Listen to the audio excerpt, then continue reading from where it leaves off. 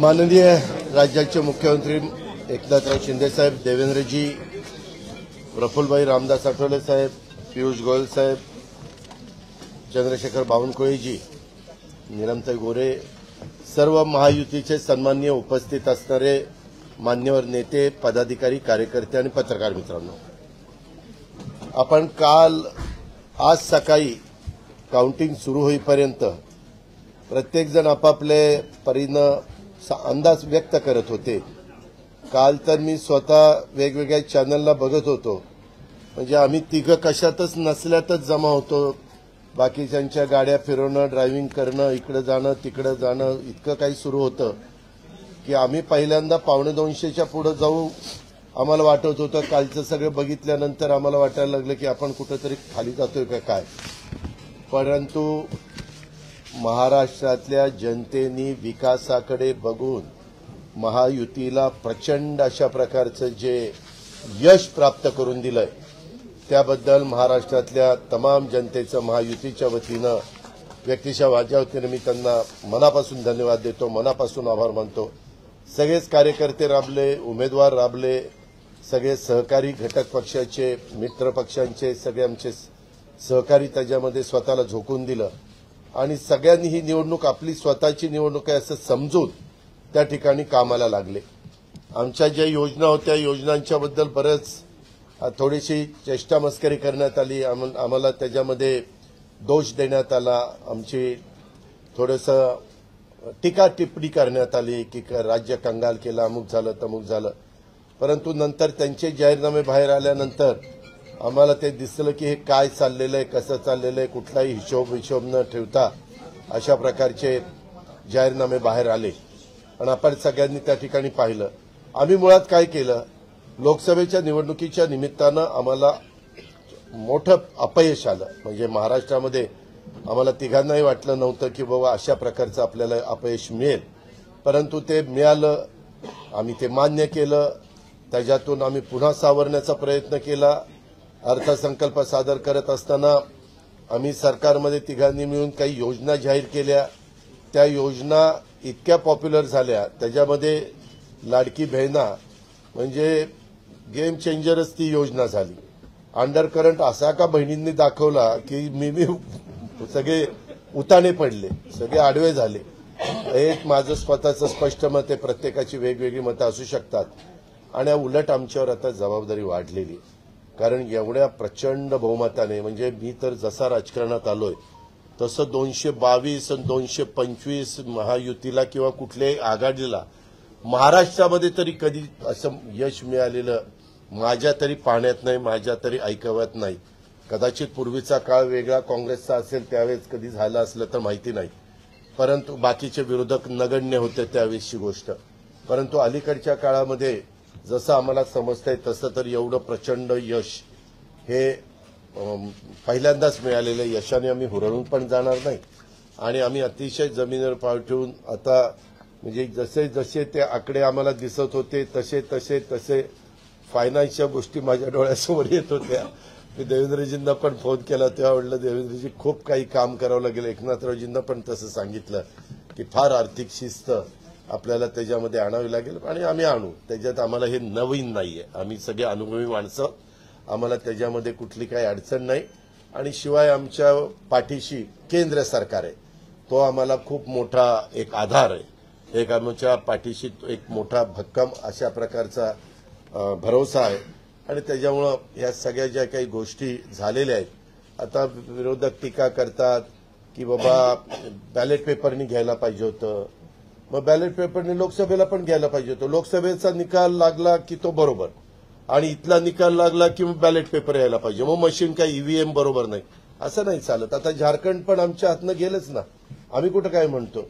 ठीक आहे, त्या जनतेने कौल दिलेला आहे तशा पद्धतीनं महाराष्ट्रातल्या विशेषतः महाराष्ट्रामध्ये बऱ्याचदा आपले जे 6 रिजन आहेत ना, मराठवाडा, विदर्भ, पश्चिम महाराष्ट्र, कोकण, मुंबई, अशा सगळ्या वेगवेगळ्या रिजनमध्ये, नाशिक, सगळीकडेच तुम्ही बघितलं तर सगळीकडे महायुती जोरात चालली. असं कुठं नाही की मागच्या वेळेस कसं झालं, आम्हाला झटका दिला तो मराठवाड्याने दिला, आमची एकच जागा त्यावेळेस भुमरे साहेबांची आली संभाजीनगर सिटीतली, बाकीकडे सगळीकडे आम्हाला दारुण पराभवाला सामोरं जावं लागलं. आणि तसं ह्यावेळेस झालं नाही. तुम्ही जर अंदाज घेतला तर सगळीकडेच चांगल्या प्रकारे महायुतीला यश मिळालं. काही जागा गेल्या त्या फार थोड्या मतांनी त्या बाबतीमध्ये गेलेले आहेत असंही चित्र. आणि मीडियावाल्यांनो, मला एक तुम्हाला इलेक्ट्रॉनिक पण आहे, प्रिंट पण मीडिया आहे, मला एक कळत नाही, तुम्ही खऱ्या बातम्या देत चाला ना. जे खऱ्या देत नाही त्यांना मला म्हणायचं तुम्ही बाकी सगळे खऱ्या बातम्या देतात, त्याच्याबद्दल दुमत नाही. पण मी टीव्ही चालू केलं आणि अजित पवार पोस्टल बॅलेटमध्येच माग, मी विचारतोय तिथं फोन करून, ते म्हणले नाही दादा आपण पुढे आहे. आता माझं लीड 1,02,000 मताधिक्य मी मिळवलंय आणि खुशाल तुम्ही दाखवताय अजित पवार माग, अजित पवार माग. मग काही जण म्हणलं का रे असे दाखवतायत, टीआरपी त्याच्याशिवाय वाढत नाही. अरे तुमच्या टीआरपीला आम्हाला का मातीत घालताय, आमची का बदनामी करताय. त्याच्यामध्ये मी नंतर पुन्हा अधिकाऱ्यांच्याकडनं माहिती घेतली की नक्की पोस्टल बॅलेट किती झाले. पोस्टल बॅलेटमध्ये पण आम्ही पुढे होतो आणि रेग्युलर मतदानामध्ये पण पुढे होतो. सांगायचं तात्पर्य की बाबा तुमच्यावर सगळ्या चॅनलवर जनतेचा एवढा विश्वास आहे, म्हणजे विश्वास नाही ते सकाळच्या 9 वाजताच्या भोंग्यावर विश्वास नाही, पण बाकीच्यांवर फार विश्वास आहे. माझं एवढंच म्हणणं आहे की खऱ्या बातम्या दिल्या तर काही वाईट होणार नाही. पण खूप चांगलं यश मिळालं. अजून पण काही काउंटिंग चालू आहे, काही ठिकाणी रिकाउंटिंग मागितलेलं, ठीक आहे, तो त्यांचा प्रत्येकाचा अधिकार आहे. पण खरोखरीच सगळ्याच राज्यातली जबाबदारी आम्हा महायुतीवर वाढलेली आहे आणि त्या उलट आम्हाला अधिक जास्त बारकाईनं इथून पुढे काम करावं लागणार आहे. कारण एवढं दैदिप्यमान यश ह्या सगळ्यांनी मिळून दिलेलं आहे आणि जनतेचे मानावे तेवढे आभार कमीच आहेत. म्हणजे काय आता त्यांच्याकरता, म्हणजे त्यांच्या ऋणातच आम्ही राहू इच्छितो. आणि 5 वर्ष अक्षरशः अतिशय एकोप्याने ही युती शेवटपर्यंत कशा पद्धतीनं काम करेल आणि जनतेने टाकलेल्या विश्वासाला कुठल्याही परिस्थितीमध्ये तडा जाऊन दिला जाणार नाही. अतिशय चांगल्या पद्धतीनं राज्याच्या सर्वांगीण विकासाच्या करता जसं आम्ही विकास हा केंद्रबिंदू मानून पुढे गेलो, तशाच पद्धतीचं काम इथून पुढच्या काळामध्ये देखील महायुतीच्या वतीनं त्या ठिकाणी चालेल अशा प्रकारची खात्री मी आपल्या पत्रकार मित्रांना पण देतो आणि आपल्यामार्फत महाराष्ट्रातल्या तमाम जनतेला देतो. पुन्हा एकदा मतदार बंधू भगिनींचं, सर्वांचं, मीडियाचं, इलेक्ट्रॉनिक प्रिंट सर्वांचं मी मनापासून आभार मानतो, मनापासून धन्यवाद देतो. धन्यवाद. अरे मराठी मातृभाषा अभिजात भाषेचा दर्जा आत्ताच दिलाय ना, लगेच विसरायला लागला. नाही ते दिल्लीत बोलतात. मी माझी भावना मगाशीच मांडली आहे की केवळ आता एवढंच सांगेन की महाराष्ट्राच्या जनतेसमोर आम्ही नतमस्तक आहोत. जनतेने ज्या प्रकारचा विजय दिलेला आहे, खऱ्या अर्थानं हा विजय एक प्रकारे आमची जबाबदारी वाढवणारा विजय आहे. देशाचे प्रधानमंत्री मोदीजींवर महाराष्ट्राने दाखवलेला विश्वास आहे आणि त्यामुळे आता आम्हाला खूप काम महाराष्ट्रामध्ये करावं लागेल याची आम्हाला जाणीव होते आहे. म्हणून पुन्हा एकदा महाराष्ट्रातल्या सगळ्या मतदारांच्या चरणी आम्ही नतमस्तक होतो आणि त्यांना आश्वस्त करतो की त्यांनी जो विश्वास दाखवला आहे त्या विश्वासाला आम्ही तडा जाऊ देणार नाही. सगळ्यांचे अतिशय मनापासून आभार.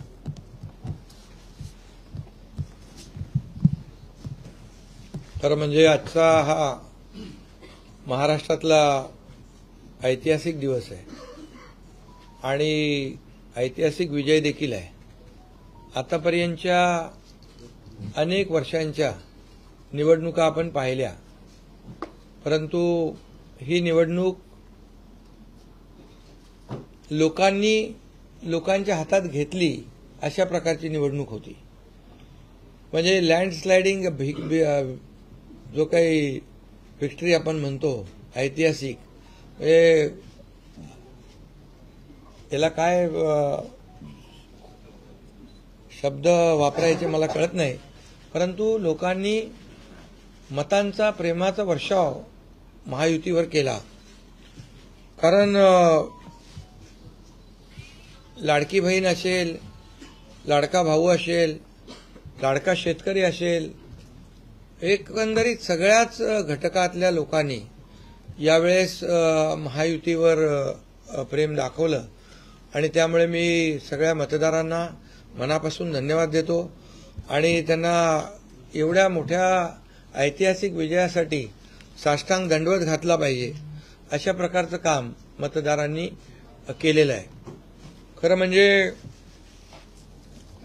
गेल्या 2-2.25 वर्षामध्ये मी, देवेंद्रजी, अजितदादा आम्ही जे काम केलं या राज्यामध्ये की शिवसेना, भाजपा, राष्ट्रवादी, आरपीआय, आमचे आठवले साहेब इकडे आहेत आणि आमचे इतर घटक मित्रपक्ष आणि जे निर्णय आम्ही घेतले ते निर्णय आतापर्यंतच्या इतिहासामध्ये न भूतो न भविष्यते असे होते. म्हणजे एकीकडे विकास केला आम्ही, डेव्हलपमेंट म्हणजे जे 2.5 वर्षात महाविकास आघाडी सरकारने जी काही कामं बंद पाडली होती, स्पीड ब्रेकर टाकले होते, सगळी कामं थांबवली होती. तुमच्या काळातली जी कामं जसं महाविकास आघाडीचं सरकार 2019ला आलं त्यानंतर ती सगळी कामं बंद पाडली, त्याला स्टे दिले आणि ते स्टे आम्ही सगळे काढले आणि कामं सुरू झाली. मग अटल सेतू झाला, समृद्धी झाला, आपला कोस्टल झाला आणि मेट्रो झाली, कारशेड झालं आणि मोदी साहेबांच्या शुभ हस्ते त्याचं आम्ही उद्घाटनही करू शकलो. ज्याचं भूमिपूजन मोदी साहेबांनी केलं त्याचं उद्घाटन करण्याचे भाग्य आम्हाला मिळालं आणि त्यामुळे कामाला आम्ही प्राथमिकता दिली, विकासाला आम्ही प्राधान्य दिलं आणि आम्ही त्यामध्ये एकच डोळ्यासमोर ठेवलं की या राज्याचा सर्वांगीण विकास आणि राज्याचा सर्वांगीण विकास करत असताना सर्व घटकांना आम्ही समोर ठेवलं आणि पाहिलं की जे 2.5 वर्षामध्ये जी कामं त्यांनी थांबवलेली आणि 2.5 वर्ष त्यांनी जे सगळं बंद पाडलं होतं ते किती वेगाने आम्ही सुरू करू शकलो याचं समाधान आणि आनंद आम्हाला आहे. कारण त्याचे तुम्ही ते फळं पाहत आहे. सगळी लोकांना आपण मेट्रो दिली, समृद्धी दिलं, अटल सेतू दिला, कोस्टल दिलं, लोक तो वापरू लागले आणि त्याचबरोबर दुसरीकडे कल्याणकारी योजना आम्ही केल्या. कल्याणकारी योजनेमध्ये लाडकी बहीण, मुख्यमंत्री लाडकी बहीण योजना, त्यानंतर मग लाडका भाऊ केला आम्ही, युवा प्रशिक्षण योजना केली, 3 गॅस सिलेंडर दिले, त्यानंतर वयोश्री योजना केली, शेतकऱ्यांची आम्ही योजना केली, शेतकऱ्यांना वीज बिल माफ केलं, शेतकऱ्यांचं जे 7.5 HP 3-5-7.5 3-5 7.5 आणि त्या पंपाचं वीज बिल माफ केलं. शेतकऱ्यांना आम्ही 2.5 वर्षामध्ये 2.25 वर्षामध्ये आतापर्यंतच्या इतिहासामध्ये जेवढा मोबदला दिला नव्हता 15,000 कोटी रुपये तो दिला. त्यांच्या योजनांसाठी 45,000 कोटी रुपये. म्हणजे एकंदरीत कल्याणकारी, मी डिटेलमध्ये जात नाही त्याच्यामध्ये, पण एकीकडे विकास आणि दुसरीकडे कल्याणकारी योजना याची आम्ही सांगड घालण्याचा प्रयत्न केला आणि नेमकं यामध्ये आमचा उद्देश एवढाच होता की या राज्याला पुढे न्यायचं, या राज्याचा सर्वांगीण विकास करायचा, या राज्यातल्या प्रत्येक घटकाला काही ना काही राज्य सरकारच्या माध्यमातून आधार मिळाला पाहिजे. आणि मग आम्ही सर्वसामान्यांचं सरकार म्हणायचो. मग सर्वसामान्यांचं सरकार म्हणताना सर्वसामान्याला काय मिळालं याचा विचार आम्ही केला आणि मला अभिमानाने या ठिकाणी सांगायचं आहे की मोदी साहेबांनी, केंद्र सरकारने देखील आमच्या पाठीमागे उभे राहिले ताकदीने की जे आमचे प्रस्ताव जे आहेत ते त्यांनी मान्य केले आणि मोठ्या प्रमाणावर गेल्या 10 वर्षामध्ये जे केंद्राने देखील या राज्याला 10 वर्ष तर जाऊ द्या, पण 2-2.5 वर्षामध्ये देखील आम्हाला लाखो कोटी रुपयांचं सहकार्य केलं. त्यामुळे एक डबल इंजिनचं सरकार देखील या राज्यामध्ये, वेगवान सरकार, गतिमान सरकार, निर्णय घ्यायला धडाधड निर्णय घेतले आम्ही. त्यामुळे 2.5 वर्षात सिंचन प्रकल्प 4 त्यांनी केले महाविकास आघाडीने, आम्ही होतो तिकडे. आणि आता आमच्या वेळेस सुप्रमा 124 सुप्रमा दिल्या. म्हणजे एक फक्त उदाहरण की अशा प्रकारचं काम आम्ही केल्यामुळे या राज्यातल्या जनतेने, सर्वसामान्य माणूस आम्ही केंद्रबिंदू मानला. म्हणजे त्याच्यामध्ये महिला आहेत, गरीब आहे, युवक आहे, शेतकरी आहे, यांना आम्ही केंद्रबिंदू मानून काम केलं आणि त्यांच्यासाठी आम्ही योजना केल्या. काही आमच्यावर आरोपही झाले, एका रेवड्या बाटण्या काय काय काय म्हणजे तुम्ही हे वाटप सुरू केलंय, बहिणींना विकत घेताय का, काही लाच देताय का, या सगळ्या गोष्टीला आम्ही सामोरे गेलो. कोर्टामध्ये काही लोक गेले ही योजना बंद करण्यासाठी. आणि म्हणून लाडकी बहीण योजना जी आहे, त्याचबरोबर शासन आपल्या दारी, आम्ही याच्यापूर्वी शासन आपल्या दारी आम्ही केलं. डायरेक्ट तेव्हाही योजना होत्या, पूर्वी लाभही होते, सगळं होतं, परंतु लोक कंटाळून ते योजनांचा लाभ घेण्यापासून वंचित राहत होते. आम्ही 5 कोटी लोकांना त्याचा लाभ दिला, शासन आपल्या दारी. आणि आपल्या लाडकी बहीण योजना, यामुळे एकंदरीत लोकांनी विश्वास ठेवला की हे देणारं सरकार आहे, हे फक्त बोलणारं सरकार नाहीये. आणि म्हणून देणारं सरकार आहे याच्यावर विश्वास ठेवला आणि कल्याणकारी योजना ज्या केल्या आम्ही फक्त बोललो नाही, तर 5 इन्स्टॉलमेंट लाडक्या बहिणींच्या खात्यात टाकले सुद्धा. आणि आम्ही तर आम्हाला माहित होतं हे विरोधक सावत्र भाऊ आमच्या या नोव्हेंबरच्या पैशामध्ये अडकाटे आणतील, म्हणून आम्ही ऑक्टोबरमध्येच आचारसंहिता लागायच्या अगोदर नोव्हेंबरचे पण पैसे दिले. कारण शेवटी आम्ही देण्याची नियत आमची आहे, नियत साफ आहे. कारण आम्ही फक्त कागदावर योजना ठेवायच्यासाठी केलं नाही. आणि त्यामुळे एकंदरीत या राज्यामध्ये सर्वसामान्यांचं सरकार सर्वसामान्यांसाठी काहीतरी करतंय ही भावना प्रत्येकाच्या मनामध्ये निर्माण झाली. आणि आम्ही म्हणालो common man common man common man. आता कॉमन मॅनने आम्ही ठरवलंय की त्यांच्या जीवनामध्ये काही बदल घडवून चांगले दिवस आणून त्याला सुपरमॅन करायचं. पण त्यांनी आम्हाला या निवडणुकीत सुपरमॅनसारखं काम करून दाखवलं आणि एवढं भरभरून त्यांनी आशीर्वाद दिले की लोकांनी एवढंच आहे की यामध्ये बऱ्याचशा गोष्टी स्पष्ट झाल्या. लोकांनी कल्याणाचं आणि विकासाचं राजकारण स्वीकारलं. लोकांनी सुडाचं, आरोपाचं, द्वेषाचं राजकारण झिडकारलं.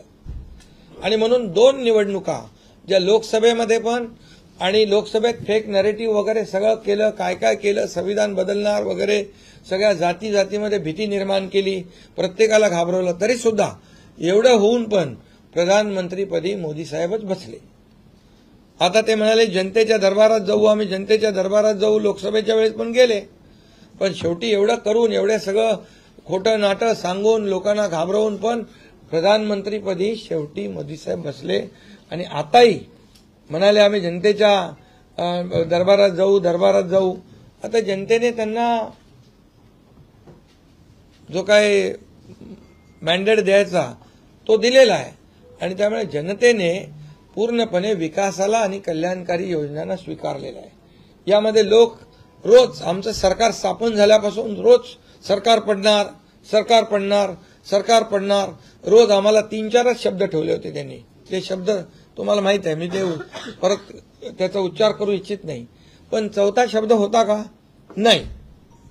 पण आम्ही त्याला आरोपाने उत्तर नाही दिलं. आम्ही कामातून उत्तर दिलं त्याला.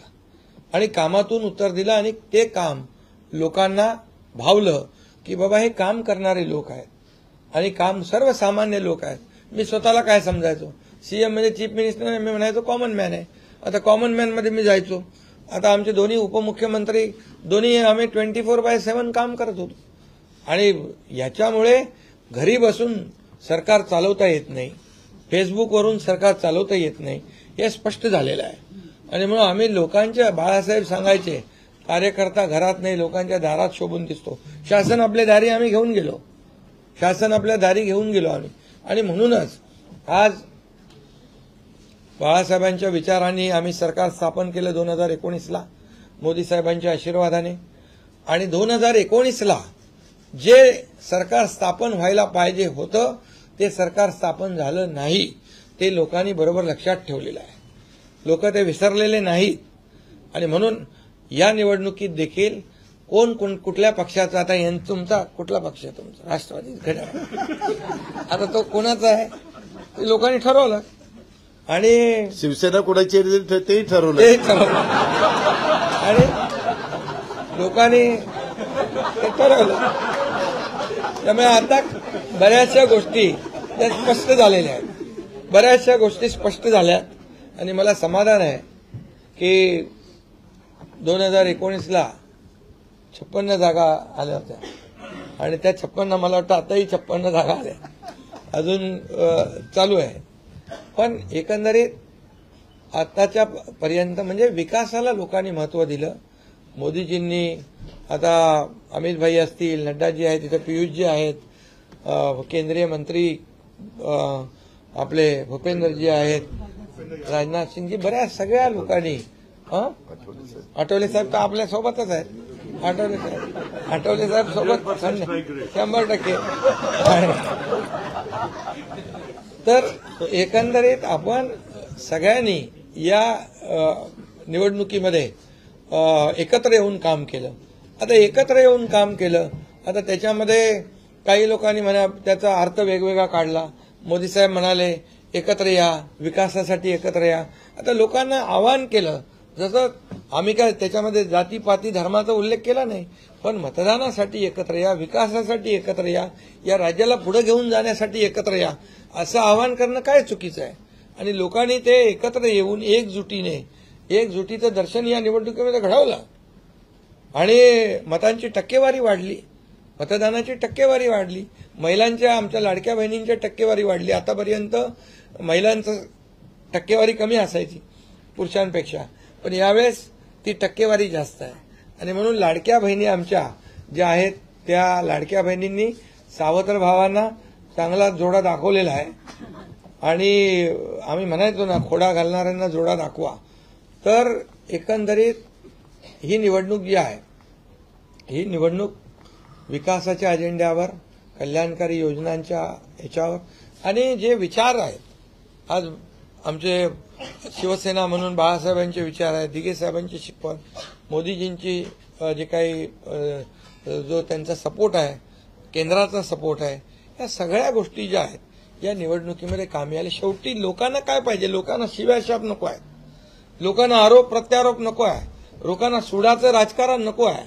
लोकांना हवंय डेव्हलपमेंट हवं आहे आणि विकास आणि विकास यावर आम्ही भर दिला. आणि आज त्यामध्ये किती आरोप केले, खोटे बोला, आपण रेटून बोला. आता अजितदादा मगाशी म्हणाले की तुम्ही पण काय काय ते बातम्या अशा, सकाळी तर अशा बातम्या चालल्या होत्या की बोला आमचा काय कार्यक्रम होतो का काय, आमचा करेक्ट कार्यक्रम करायचं चालू होतं. तर याच्यामध्ये खूप चांगलं निर्णय झाला, चांगला एक आपला ऐतिहासिक विजय झालेला आहे आणि त्यामुळे खऱ्या अर्थाने आमची जबाबदारी वाढलेली आहे. आता या सगळ्या ज्या काही जे घेतलेले आम्ही निर्णय आहेत, की आमचा एकही निर्णय कागदावर राहिलेला नाही. मी त्या सगळ्या निर्णयात जाऊ इच्छित नाही, पण एकही निर्णय आम्ही कागदावर ठेवला नाही. कुठली योजना आहे ती कार्यान्वित केली आम्ही. आणि त्यामुळे जो लोकांचा विश्वास, शेवटी यापूर्वी देखील आपण पाहिलं की काँग्रेस सरकार ज्या ठिकाणी असतील त्यांनी किंवा महाविकास आघाडी ज्यांनी काही निर्णय घेतले, काही आश्वासनं दिली, ती पाळली नाहीत. आश्वासनं दिली, नंतर कर्नाटकमधलंच आश्वासन घ्या, हिमाचलमधलं घ्या, आपल्या राजस्थानमधलं घ्या पूर्वीचं, की त्यामध्ये आश्वासन दिल्यानंतर निवडून आल्यानंतर केंद्राकडे पैसे मागायला लागले. आमच्याकडे पैसे नाही, हमारे पास पैसे नाही. असं आम्ही केलं नाही. आम्ही जे बोललो, आमची हातपाय काय म्हणतो त्याला, पाहून आम्ही ते आम्ही अंतरून पाहून पाय पसरले आणि ज्या योजना आम्ही केल्या, या योजनांचं पूर्णपणे त्याच्यामध्ये कुठलीही योजना बंद होणार नाही याची आम्ही काळजी घेतली. सगळे नियम आम्ही पाळले, सगळ्या आरबीआयच्या, केंद्र सरकारच्या गाईडलाईन आम्ही पाळल्या, कुठलंही व्हायलेशन आम्ही केलं नाही. आर्थिक दृष्टिकोनातून जे काही आम्ही नियोजन करायचं ते केलं आणि त्यामुळे त्यांना लोकांनी खोटं ठरवलं.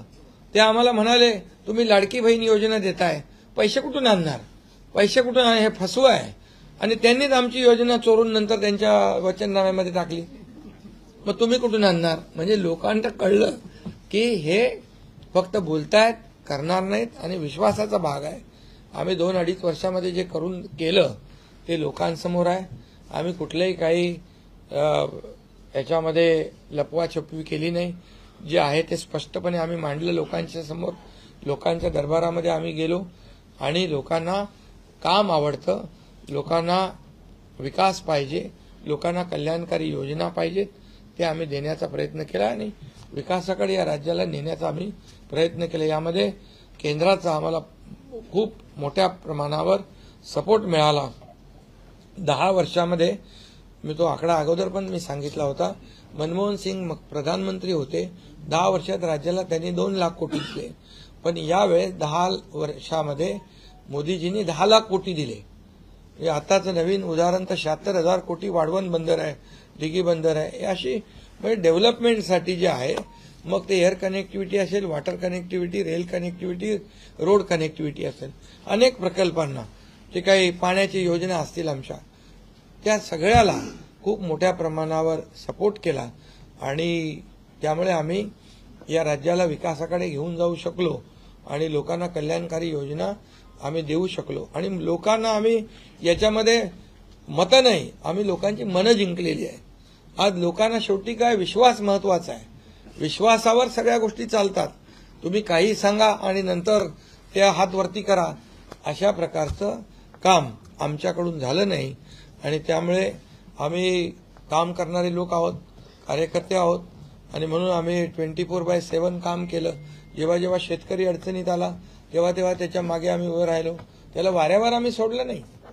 आणि त्यामुळे जो सर्वसामान्य घटक जेव्हा जेव्हा अडचणीत आला त्याच्या मागे आम्ही उभं राहण्याचं काम केलं. त्यामुळे एक प्रकारचं हे सरकार जे आहे, एक पाठीराखा सरकार, एक सरकार जे आहे हे सर्वसामान्याला न्याय देणारं सरकार आहे. जनतेच्या पाठीमागे ताकदीने उभं राहणार सरकार आहे. जसं आमच्या मागे केंद्र सरकार ताकदीने उभं राहिलं, तसं आम्ही जनतेच्या मागे उभे राहिलो. आणि म्हणूनच आम्हाला हा असा प्रचंड दैदिप्यमान हा विजय मिळालेला आहे.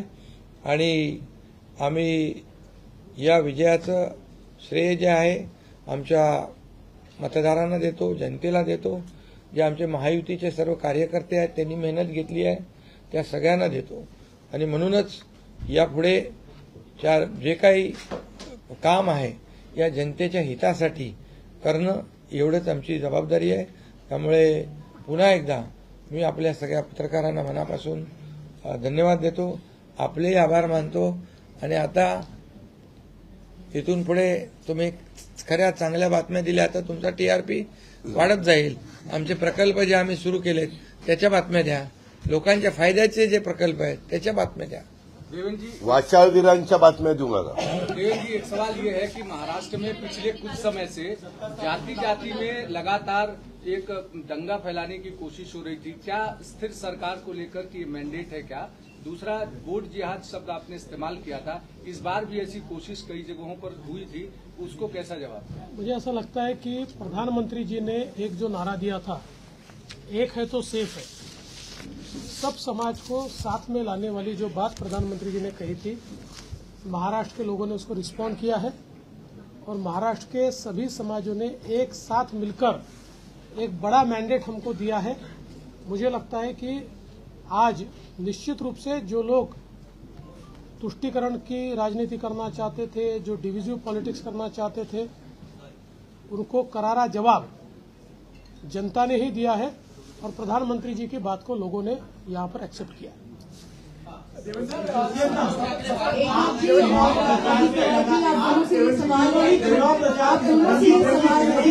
एनसीपी और शिवसेना, आप दोनों को लेकर ये आरोप लग रहे थे बार बार, आप दोनों के लिए साथ की लड़ाई थी. Shivangi Thakur from Zee news, Ekta ji और अजित पवार जी की नकली है.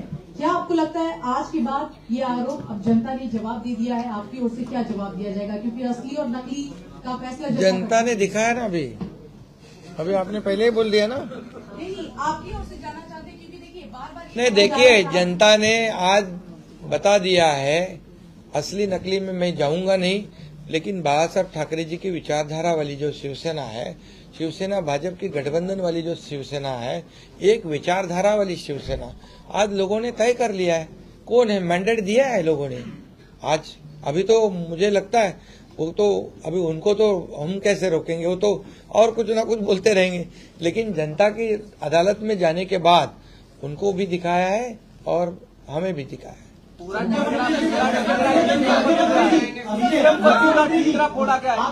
ईवीएम का देखो, अभी झारखंड में ईवीएम अच्छा है क्या? झारखंड में, कर्नाटक में ईवीएम अच्छा था। जब भी अभी वो लोग पहले जब जीतने के बाद बोलते ईवीएम अच्छा है, इलेक्शन कमिश्नर अच्छा है, वो लोग तो सुप्रीम कोर्ट तक तो उनको सलाह मशवरा देते हैं उनको। वो जो यंत्रणा उनके बाजू से, मतलब उनके फेवर में रिजल्ट आते अच्छी है। अभी तो वोटर लिस्ट पे भी उन्होंने ऑब्जेक्शन लिया था। तो जब हार जाते हैं तो बोलते ये यंत्रणा खराब है, जीतते तो बोलते अच्छा है। ऐसा कैसा है?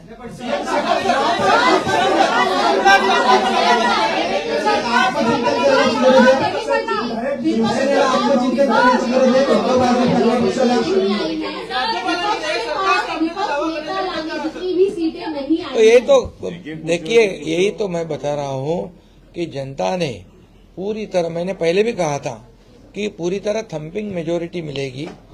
ये पूरा लैंडस्लाइड विक्ट्री है ये पूरी तरह। अभी ये जनता ने भरपूर दिया है। अभी उनको उनकी जगह दिखाई है।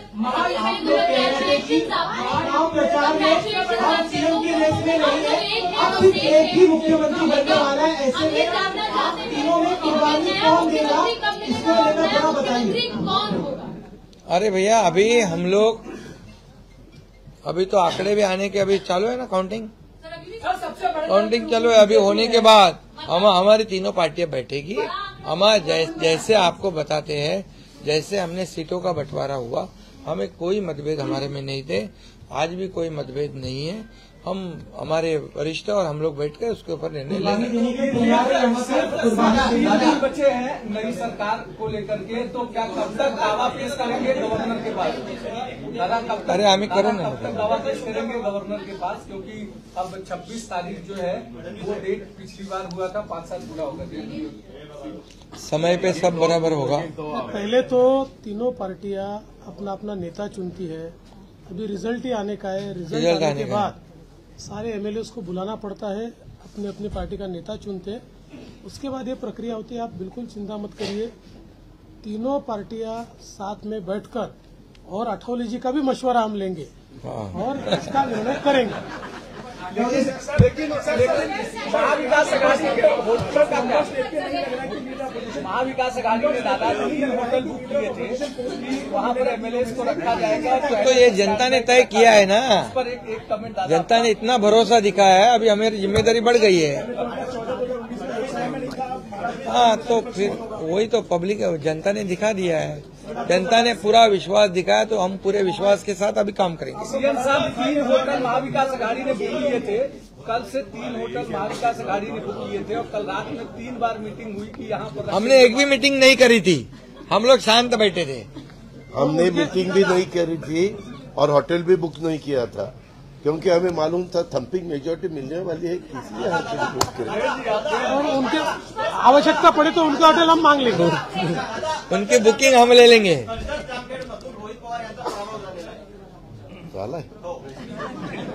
नाही, बरेचसे झालेत ना, काँग्रेसचे मोठे बाळासाहेब थोरात आणि काय पृथ्वीराज चव्हाण, बहुत से लोगों का हुआ है।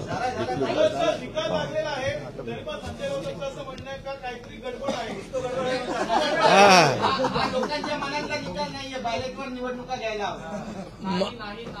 संजय राऊतची बरोबर आहे।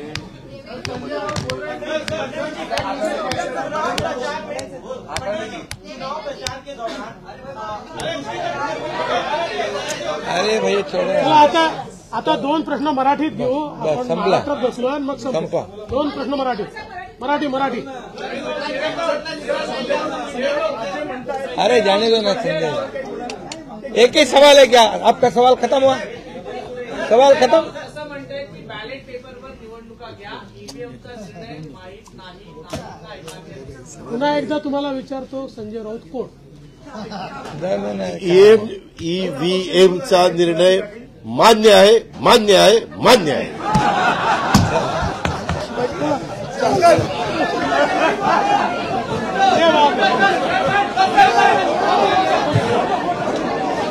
समाजात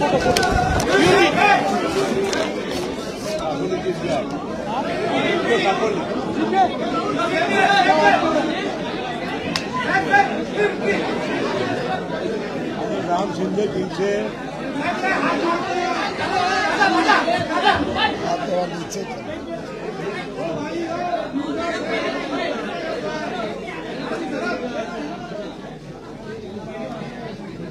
थँक्यू. चलो थँक्यू. राम शिंदे